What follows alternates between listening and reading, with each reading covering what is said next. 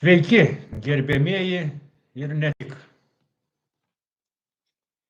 Na, šiandien pakalbėkim apie vaikus ir šunis. Labas, kas prisijungėt.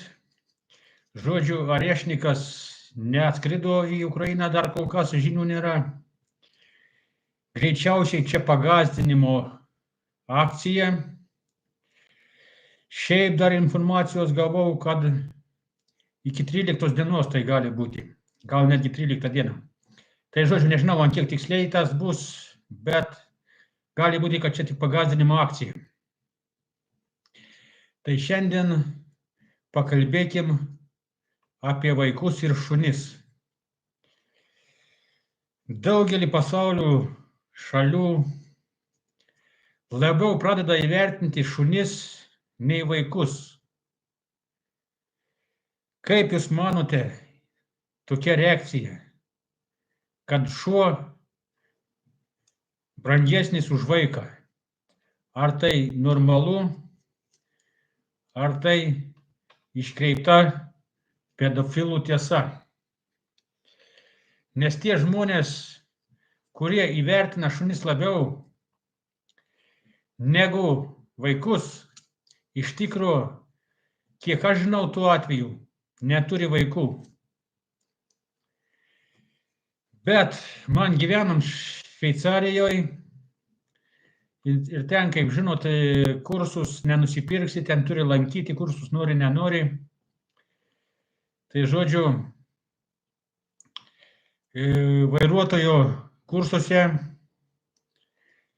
kalbėjom tokią temą, kad žodžiu, jeigu įvyksta avarija ir nukenti žmogus, policijos nereikia kviesti.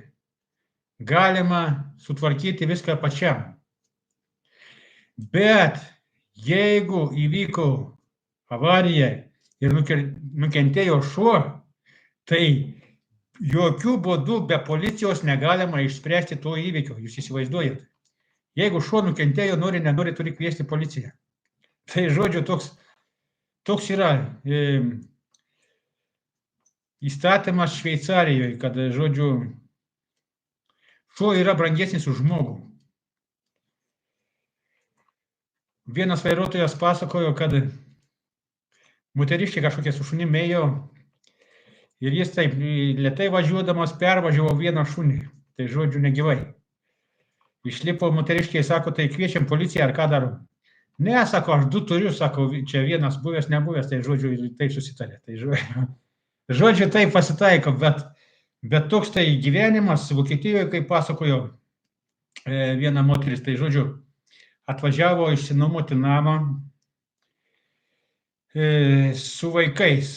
Jinai turi vaikų ir žodžiu, atėjo šeimininkas parodyti namą ir jis puoldamas paglostyti jo šunį, vos neparvertė mažamečio jos vaiko, kuriai buvo 5-6 metukai kažkur tai taip. Tai žodžiu, ant kiek žmogus neįvertina vaiko, geriau puola šunį paglostyti, pasidžiaugti šunyčių. Na, šunytis iš tikrųjų ten gražus, gera ta veislė gražiai, bet negi mūsų gyvenime dabar brangiau šuo, negi net už vaiką. Labą dieną, profesoriau, rašo kažkas tai. Aš ne profesorius, aš šiaip pilietis, nesu profesorius. Aišku, ačiū, kad pakelėt laipsniais, bet nesu profesorius. Taip pat noriu padėkoti už komentarą, kurį gavau, kad jis rašo, kad jeigu lankaisi po striptizo barus, tai reiškia dar nesenelis. Tai žodžiu, ačiū, kad palaikote. Žodžiu, jo. Klausimus. Kieno Vilnius? Na, Vilnius yra Lietuvos, jeigu nežinojo, tai į durnus klausimus, durni atsakymai. Žodžiu, tokius klausimus rašykite į Google, pažiūrėkit, ką Google pasakys. Mes tai visi žinom, kad Vilnius Lietuvos, o tada užduokit Google, pasižiūrėkit, ką Google atsakys. Nes Google kartais irgi išmeta tokių atsakymų, galima pažvengti.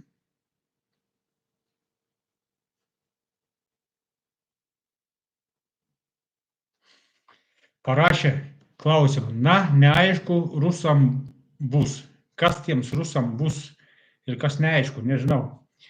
Klausimas neparašytas iki galo ir nesuprantamas. Jeigu galit, pakoreguokit, patikslinkit klausimą, nes kol kas yra nesuprantamas.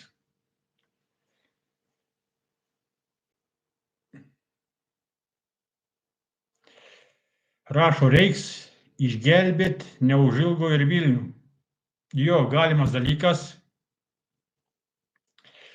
kad reiks išgelbėt neužilgo ir Vilnių, tas galimas dalykas, todėl, kad Respublikos politikai to trokšta, labai trokšta, todėl matysim, kaip bus.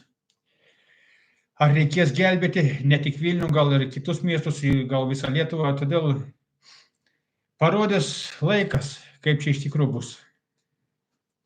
Būtų geriau aišku, kad nereikėtų, bet kadangi mūsų didžioji dalis palaikome teroristus, kurie valdo per prievartą Lietuvą, tai gali būti, kad ir bus tas toks reikalas, kad reikės gelbėti ir atstatinėti visus Lietuvos miestus ir miestelius. Tai žodžiu, prie to veda nusikalstama valdžia.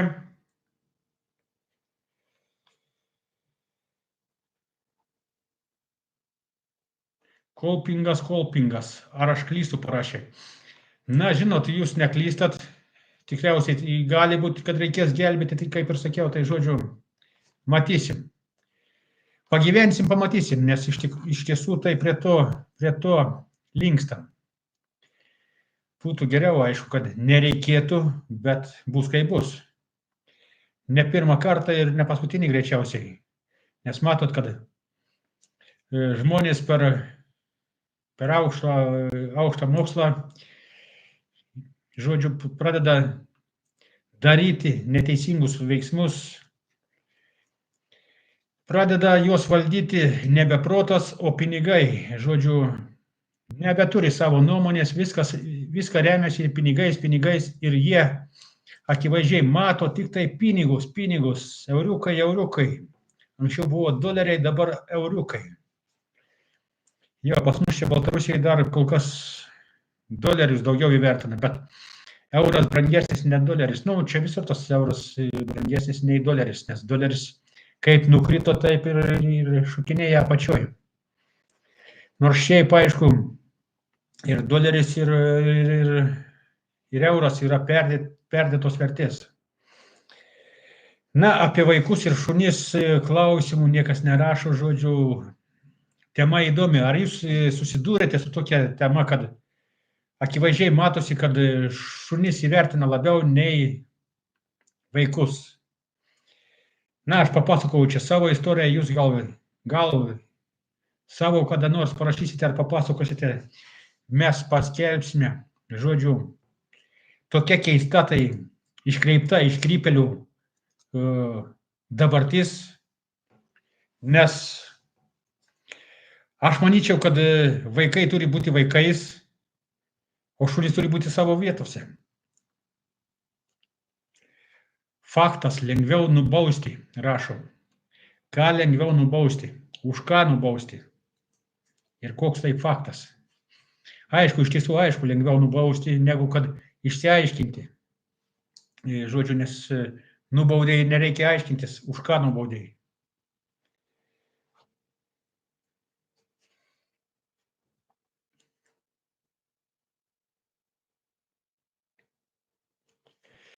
Rašo, šuo tik iki kelių, nedaugiau. Na, yra šunų, kurie ir virš kelių yra žymiai didesni. Aš net pats turėjau daugų veislės šunį, tai jis, kai atsistodavo, būdavo aukštesnis už mane. Tai įsivaizduokit, jeigu toks šuo, man galvą apžiodavo. Jo, tai šunų yra visokių. Todėl, aišku, jeigu toks didelis šuo, jį labiau įvertinti reikia dėl to, už vaikus, kad jo bijai, nes vaiko tai nereikia bijoti, o šuns bijai.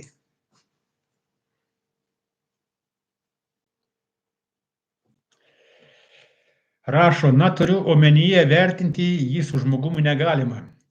Nu jo, aš irgi taip sakau, kad, sveiki, nereikėtų šunis prilyginti vaikams ir žmonėms, žodžiu, reikėtų galvoti, kad būtų žmonės savo vietoje, šunys savo vietoje, pedofilai savo vietoje. Visi turėtų turėti savo vietas, ne kaip dabar, kad įleido pedofilus prie valdžios ir pažiūrėkit, ką jie daro. Jie perverčia viską aukštyn kojų. Ir taip perverčia, kad žmonės net nepasupranta kai kurie, kas yra tikroji tiesa, kas yra iš tikrųjų sveikintina ir dora. Tai žodžiu, taip daro pasaulyje pedofilinės valdžios. O kodėl jos taip daro? Jos specialiai taip daro, nes kadangi per tuos iškrypėlius lengviau valdyti visą žmoniją. Todėl jie taip ir daro. Padaro bardaką ir tada galima lengviau amoralius žmonės priverstinai sutvarkyti, uždrausti jiems daryti teisingus veiksmus ir skleisti gerą tiesą. Tai žodžiu, taip visas tas pedofilizmas ir veikia pasaulyje. Čia ne tik Lietuvoje, bet ir visame pasaulyje. Aišku, greičiausiai,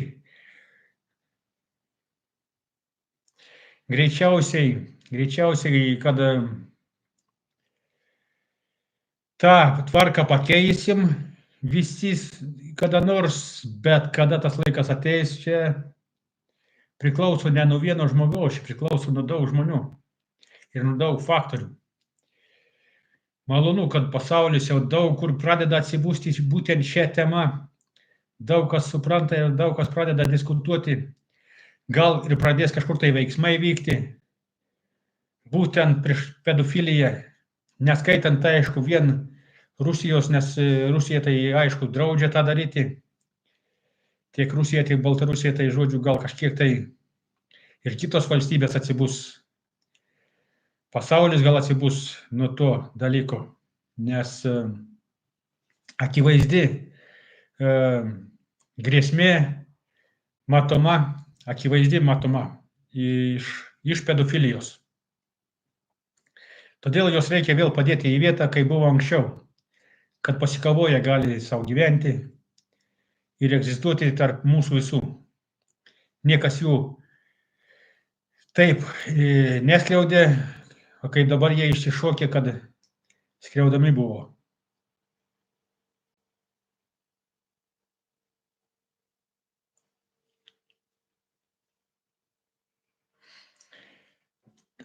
Parašė klausimą, bet nesuprantamas. Ginta 35. Tai jų selai me daugiausia, kas čia? Seime daugiausia. Jo, teisingai, pedofilų Seime daugiausia. Tai ne tik Seime, žodžiu, daugiausiai pedofilų yra, kur sukasi dideli pinigai. Čia yra viskas paprasčiausiai. Kur dideli pinigai sukasi, ten velnias sukasi. Tai žodžiu, ir visi piniguočiai lenda į Seimą, kadangi turi begalybę pinigų. Ir žodžiu, bando savo tiesą skleisti visiems žmonėms. Saulius parašė, ne toj šaly gyveni. Na, kol kas ne toj, bet neturiu išeities kol kas. Pasirinkimą neturiu. Tai žodžiu, kai turėsiu pasirinkimą, gyvensiu toj, kur reikia šalyje.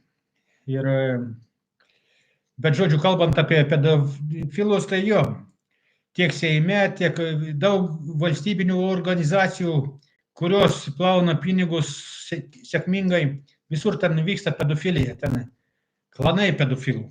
Ir gaila, netgi pareigūnų tarpe, tokių pat aukštų pareigūnų tarpe, irgi tokie patys yra ir todėl niekas netvarko pedofilijos. Na, bet čia tik laiko klausimas, aišku, kada nors pradės daugiau žmonių suprasti tą realią grėsmę ir tada sutvarkys, nes kol yra mūsų mažuma, mes nieko negalim padaryti, bet kai bus mūsų dauguma, mes galėsim padaryti. Visi kozeriai mūsų rankose tik reikia daryti. Tai žodžiu, lauksim, kol daugiau jūs nusteksens, kol daugiau nuskriaus, kai jau nebeturėsit iš ko begyventi, gal tada suprasite, kai jums atims turtus, gyvenamus plotus. Saulius, kur mastai geriausia gyventi? Geriausia gyventi, kur mūsų nėra, taip sako, ne geriausiai, kur mūsų nėra.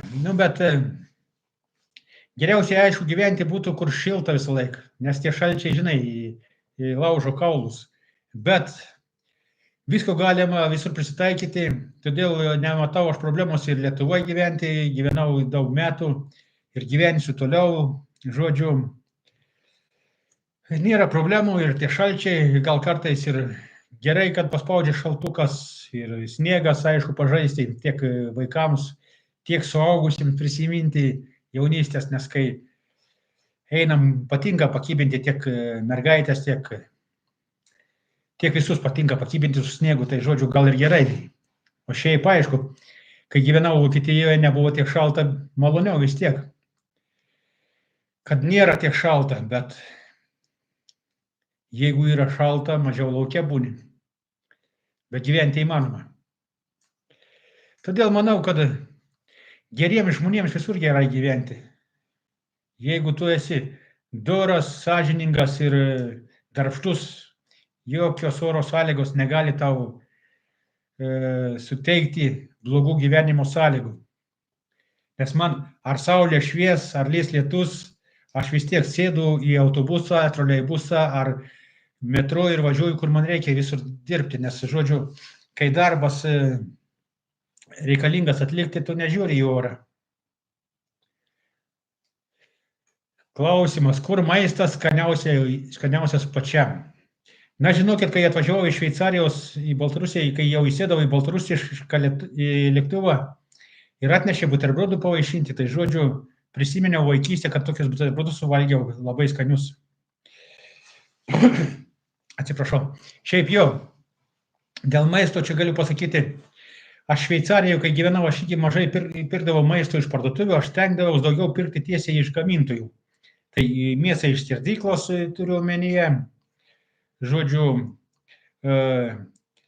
tokias arbatas aš daugiau ir pats rinkau, žodžiu, man padėdavo parinkti, nes aš pats vaistažolių nepradau skiriu, tai žodžiu, daugiau ne vaistažolių ar baržolių, tai žodžiu, man padėdavo parinkti, prisirinkdavau, prisidžiovindavau kažkiek tai ir turėdavau. O šiaip, aišku, parduotuvėse irgi žiūrėdavau, kad būtų ten daugiau koks nors, normalesnis tas maistas.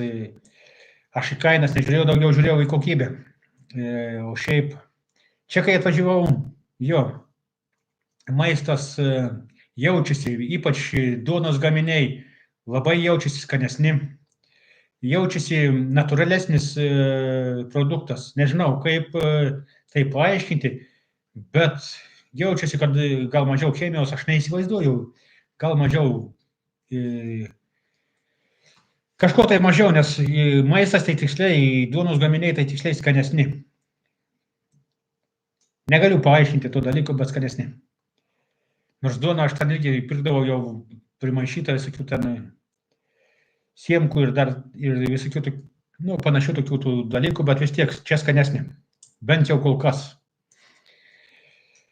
O daugiau maistas kaip maistas, ką aš galiu pasakyti, mėsa gal nesiskiria, nes tiek Vokietijoje, tiek Šveicarijoje daugiausiai pirkdavom iš skerdyklų, tai žodžiu, ne per daug skirtumas ir matosi. Tik duonos gaminiai jo. Kiek bulvės kainuoja? Na, bulvės, kaip tik šiandien pažiūrėjau, tai žodžiu kainuoja, šviežios bulvės buvo 6,50 rubliai. Tai va, čia netoli 2 eurų būtų už tai. Žodžiu, šviežios bulvės jau. O šiaip senesnės bulvės 3, 4, 5, žodžiu, pagal dydį rubliais. 3, 4, 5 rubliai. Tai žodžiu, tokios tos kainos. Praeitą kartą, kai filmuojau degtinę, užblokavo video, tai galiu pasakyti kainas. Degtinę galima nusipirkti pradedant nuo 10 rublių. Tai va, verskitės į eurus ir žinosit, degtinė nuo 10 rublių, alus nuo 2 rublių pusę litro, ar kiek ten skardinės vienu žodžiu. Buteliai pusę litro kažkur tai nuo 2,5 rublio, puslės nuo 4 rublių,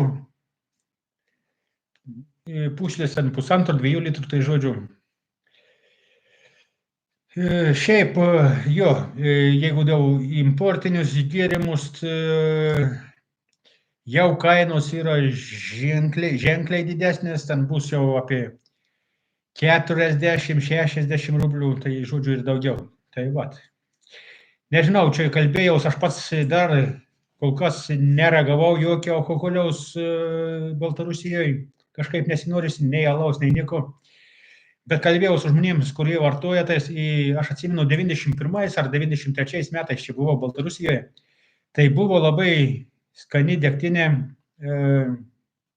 kristalinėje gamyklos, tai žodžiu, kristalinės gamyklos, bet šiai dienai, sako, irgi nebėra tokia skani, nebėra tokia gera, jau irgi maišo, vienu žodžiu, varo visokius grūdus. Netgi tokias kalbas girdėjau, kad jau degtinę gamina iš miltelių, tai žodžiu, reikia suprasti, kokia jo to kokybė besigauna. Tai žodžiu, nebėra ir čia jau